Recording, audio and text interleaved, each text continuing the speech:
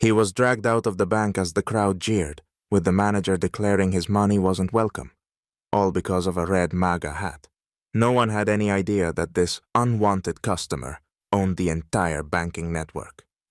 An hour later, he walked back in, and those who humiliated him were forced to face the consequences. But what happened before that moment changed everything. Michael Farrell pushed open the heavy glass doors of the city's flagship branch of one of the largest banks in the country. He had been here countless times before. Its polished marble floors and sleek modern decor were a familiar sight. Normally, this was a place where smiles were part of the service, where employees greeted customers with practiced enthusiasm.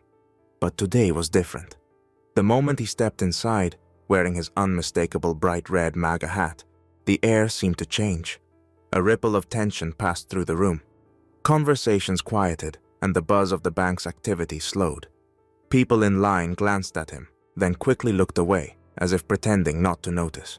Some shifted uncomfortably, taking half steps backward, while others openly frowned.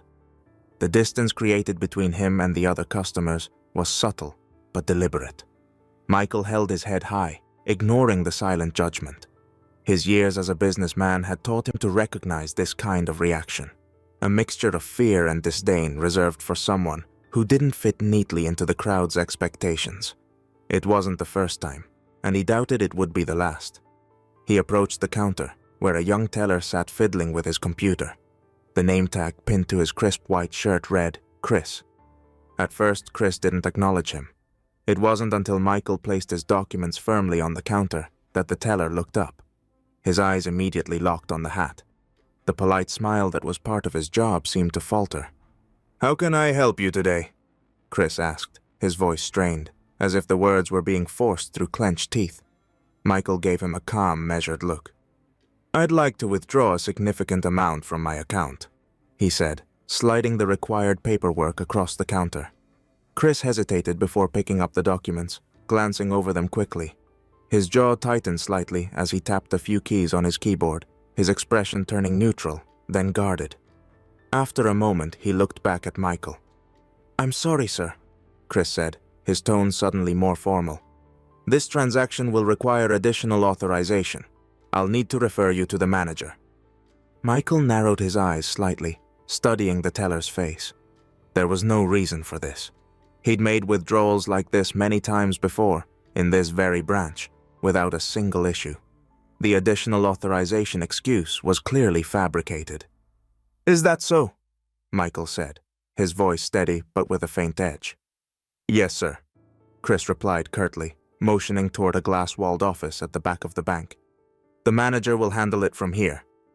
Michael followed the direction of Chris's gaze. Inside the office sat a woman in a tailored navy blue suit, her posture stiff. Her expression, even from a distance, was hard and unwelcoming. She was already looking at him, her lips pressed into a thin line. Michael suppressed a sigh and adjusted his hat slightly. He didn't need a scene today, but it seemed one was brewing. "Here we go," he thought, as he picked up his documents and headed toward the office. Behind him, he could feel the weight of the room's collective gaze. Michael stepped into the manager's office, a compact glass enclosure that allowed a full view of the bustling bank floor. The woman behind the desk didn't bother to stand or offer a handshake. Her name tag read, Margaret Green, Branch Manager. With her arms crossed and a clipped expression, she radiated irritation before he'd even spoken a word. "Mr. Farrell," she began, gesturing for him to remain standing. "I understand you're attempting to make a transaction, but we have a strict internal policy. Transactions like this require additional scrutiny, if there's any doubt." "Doubt?" Michael repeated, keeping his voice calm but firm. He set his documents on the edge of her desk. "And what exactly are you doubting? My identity, my account, or something else entirely?" Margaret's eyes flicked briefly to the red MAGA hat still perched on his head, her disdain barely concealed. "We reserve the right to deny transactions when necessary. It's in our policy. If you have an issue with that, you're welcome to take your business elsewhere." Michael tilted his head slightly, his patience thinning, but still intact. "Interesting." Because I've conducted larger transactions than this with no issue. What's different today, Ms. Green? Margaret leaned back in her chair, the corners of her mouth curling into a thin, condescending smile. We uphold modern values here at this branch, Mr. Farrell. And frankly, your symbolism isn't aligned with those values. It's unwelcome here. Michael took a slow breath, choosing his words carefully. So, to be clear, my money is less valid because of the hat I'm wearing. Margaret didn't respond immediately. Instead, she gave a slight shrug, clearly not expecting him to push back.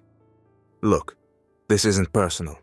We simply have to prioritize a safe and inclusive environment for everyone. Perhaps another bank would suit you better. The glass walls did little to muffle the commotion on the main floor. Customers were noticing the interaction, whispering among themselves. A few were bold enough to make their opinions known. About time someone said it, a man standing near the counter called out with a chuckle. He was holding a leather briefcase and looking directly at Michael. People like him don't belong here. A woman farther back, balancing a toddler on her hip, chimed in louder. Yeah, send him back to where he came from.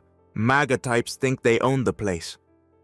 The room erupted in scattered laughter, some customers openly jeering, others merely observing with quiet amusement. The tension was palpable, and all eyes were on Michael, waiting to see how he'd respond. He didn't flinch. His gaze remained steady on Margaret, who was now watching him with a mixture of annoyance and smugness. She clearly believed she'd already won. Very well, Michael said at last, his tone measured. Let's see where your modern values take us. He turned and walked out of the office, his head held high, leaving the room buzzing with whispers and muffled laughter. Michael stood his ground outside the manager's office, his tone firm but composed. I'd like to file a formal complaint. Please provide me with your complaint log or equivalent documentation, he said, locking eyes with Margaret. Margaret, now visibly agitated, didn't bother to hide her irritation. She stood abruptly, placing her hands flat on the desk as if to emphasize her authority. Mr. Farrell, she said sharply, her voice carrying across the glass-enclosed office. You are no longer a client of this branch. Leave the premises immediately, or I'll have security escort you out. Her words were loud enough to grab the attention of everyone on the main floor. Conversations stopped, and all eyes turned to the office. Michael could hear the whispers intensify, the anticipation of a confrontation, thick in the air. Michael's calm expression didn't waver. You're refusing to follow protocol and provide the necessary documentation for a formal complaint, he asked, his voice measured but pointed. Margaret leaned back, her lips curling into a cold smile. I'm refusing nothing. I'm simply asking you to leave. Now. Without waiting for a reply, she reached for her phone and pressed a button. Security to the main office, she said briskly. Moments later, the heavy footsteps of the security guard echoed through the bank. He was a tall, broad-shouldered man with a shaved head and a no-nonsense demeanor. His badge read, D. Carter. He approached Michael with an expression that made it clear he was already taking sides. Sir, Carter began, his voice low and authoritative. I'm going to have to ask you to leave the premises. Let's not make this difficult. Michael tilted his head slightly, a faint, almost amused smile on his lips. You're asking me, a client of this bank, to leave because I'm wearing a hat you don't like? The guard's expression hardened. I'm not here to debate with you. Leave voluntarily, or I'll escort you out myself. Michael's gaze didn't falter. You're really going to forcibly remove me, a paying customer, because I don't fit into your inclusive vision of the world? Yes, Carter snapped, his patience clearly gone. Without waiting for further discussion, he grabbed Michael firmly by the arm. The crowd erupted in a mix of cheers and laughter. Someone clapped loudly, and the energy in the room shifted into open mockery. Finally, someone putting these MAGA idiots in their place, a man near the counter shouted, his voice laced with derision. Good riddance, another customer chimed in. Carter tightened his grip and began leading Michael toward the exit. Michael didn't resist, though his calm demeanor seemed to unnerve the guard. As they reached the doors, a woman from the queue called out, "About time! MAGA is just another word for hate." The jeers didn't stop at the doors. Once outside, a small group of passers-by noticed the commotion and quickly joined in, fueled by the sight of Michael's MAGA hat. "Get out of here, fascist!" one man yelled, his face twisted in anger. A teenager, walking past with friends, stopped long enough to sneer at Michael before launching his half-full coffee cup at the ground near his feet. The liquid splattered, narrowly missing Michael's shoes. Michael glanced down at the mess and then back up at the growing crowd. Despite the chaos, his composure remained unshaken. He adjusted his hat slightly, looked over his shoulder at the bank he'd just been ejected from, and let out a slow, deliberate breath. It wasn't over, not by a long shot. Michael stepped outside the bank, brushing off the lingering sting of humiliation. The crowd behind him was already dispersing, their jeers fading into the background. He walked a few steps to a nearby bench under the shade of a tree, took a seat, and pulled out his phone. His expression remained calm, though his fingers moved with purpose as he scrolled through his contacts. He dialed a number and waited for the familiar voice on the other end. "This is Farrell," he said, his tone clipped but controlled. "Activate Clause 7.3. Inform the board that I require immediate intervention at the central branch. I want them here within the hour." The response was swift, as Michael expected. "Understood, sir. I'll notify them immediately," the voice replied. Michael ended the call and leaned back on the bench, his eyes fixed on the bank's glass doors. He adjusted his MAGA hat slightly, the faintest hint of a smile tugging at the corner of his mouth. Exactly 40 minutes later, a sleek black limousine pulled up to the curb in front of the bank. The car's tinted windows reflected the afternoon sun, catching the attention of passers-by. The door opened, and 3 impeccably dressed individuals stepped out, each exuding authority. The security guard, Carter, immediately approached them, his brows furrowed. "Excuse me, but who are you?" he asked, his voice still carrying the bravado he'd used on Michael earlier. One of the men, a tall figure with sharp features and a commanding presence, reached into his jacket pocket and pulled out a badge. He held it up just long enough for Carter to see the embossed insignia of the bank's corporate board. "Board of Directors," the man said curtly. "Step aside." Carter hesitated, his confidence wavering. He nodded stiffly and opened the door for them, his earlier assertiveness replaced by quiet unease. Inside the bank, the atmosphere was already shifting. The arrival of the limousine hadn't gone unnoticed, and whispers rippled through the crowd of customers. Employees began to look uneasy, their movements more hurried, as if anticipating something monumental. The 3 directors strode purposefully through the main floor, their polished shoes clicking against the marble tiles. They didn't stop to answer any of the confused stares or hushed inquiries from customers. Their destination was clear: Margaret Green's office. Margaret looked up from her desk just as the trio entered her office unannounced. The color drained from her face as she registered who they were. She rose quickly, smoothing her suit jacket. "Directors," she stammered, her voice faltering. "To what do we owe this unexpected visit?" The lead director ignored her question and addressed her directly, his tone icy. "We've received a formal activation of Clause 7.3. Do you understand what that entails?" Margaret's eyes darted around the room as panic set in. I'm not sure what you mean," she stuttered, though it was clear she understood all too well. Meanwhile, customers and employees alike began noticing that something significant was happening. Staff members were discreetly closing teller windows and directing clients to wait. The growing tension in the room was palpable. Then, the glass doors at the entrance opened again. This time, Michael Farrell walked in, his steps deliberate, his posture confident. But he wasn't alone. He was flanked by 2 of the directors, who had remained behind to accompany him. The room fell silent, as every eye turned to Michael. Whispers spread like wildfire, confusion mixing with the dawning realization that this was no ordinary customer. Margaret stood frozen at her desk, her earlier bravado now completely gone. "Mr. Farrell," she managed to say, her voice barely above a whisper. Michael stopped just outside her office, his expression calm, but with an undeniable air of authority. He looked around the bank, taking in the faces of employees and customers alike. "Let's talk," he said simply, his tone leaving no room for argument. The main floor of the bank had fallen into an eerie silence. Customers, employees, and even the security guards stood frozen as Michael Farrell, flanked by members of the board of directors, made his way toward the center of the room. The air was thick with tension, and every eye was locked on the man who, just moments ago, had been publicly humiliated and ejected from the building. The lead director, an older gentleman with silver hair and a voice that commanded attention, stepped forward. Clearing his throat, he spoke loudly enough for the entire room to hear. "Attention, everyone," he began, his tone sharp and authoritative. "This branch is currently under immediate review, following a complaint from one of our key clients." He gestured toward Michael, who stood tall beside him. "Allow me to formally introduce Mr. Michael Farrell, owner of this banking network." The room collectively gasped. Customers whispered in shock, and employees exchanged panicked glances. Margaret Green, the branch manager, visibly paled. Her confident demeanor had evaporated, replaced by a look of sheer disbelief. "There must be some mistake," she stammered, stepping forward.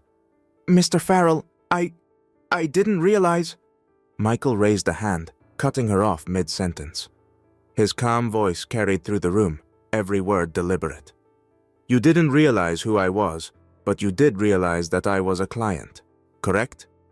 Margaret hesitated, her mouth opening and closing as she searched for words. "Well, yes, but—" "And despite knowing I was a client," Michael continued, his tone firm but not raised, "you told me, to my face, that my money was unwelcome here. Is that accurate?" Margaret flushed, her composure crumbling under the weight of the room's attention. I didn't mean it like that. It was a misunderstanding." Michael's eyes didn't leave hers. "Was it? Because it sounded quite clear to me. Your words, your actions, and the hostility I experienced from this branch suggest otherwise." The security guard, Carter, who had forcibly removed Michael earlier, stood stiffly near the entrance, his head lowered. He avoided making eye contact with anyone, especially Michael. The lead director stepped forward again, addressing Margaret directly. "Your conduct has been unacceptable and a direct violation of the policies we uphold as a company. Effective immediately, your employment is terminated." Margaret's knees seemed to buckle slightly, but she caught herself on the edge of her desk. "Please, I didn't—" "This is not up for debate," the director said firmly. He turned to Carter. "As for you, your actions today will be reviewed by corporate security. You may leave for now." Carter nodded silently, his face a mix of embarrassment and resignation, before walking out of the building. Chris, the young teller who had started the entire ordeal, approached Michael hesitantly. "Mr. Farrell," he began, his voice trembling. I'm so sorry.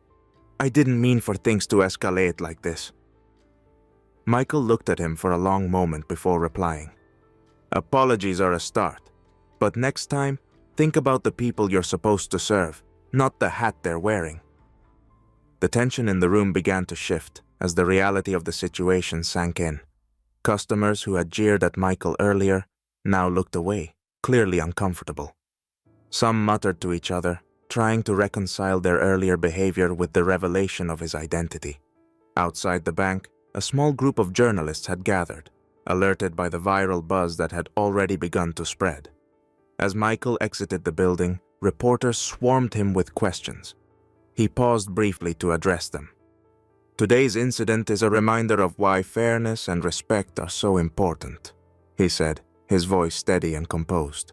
"Discrimination, whether it's based on appearance, beliefs, or any other factor, has no place in business or in society. I've always believed that America is a great nation because it belongs to everyone, and I'll continue to stand by that belief." A few people in the growing crowd began to clap, tentatively at first, then louder.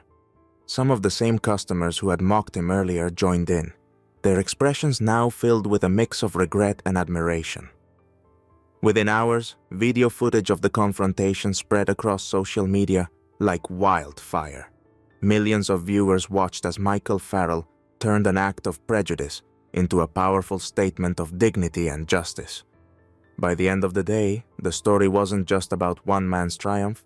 It was a viral lesson in the consequences of bias and the strength of staying true to one's values.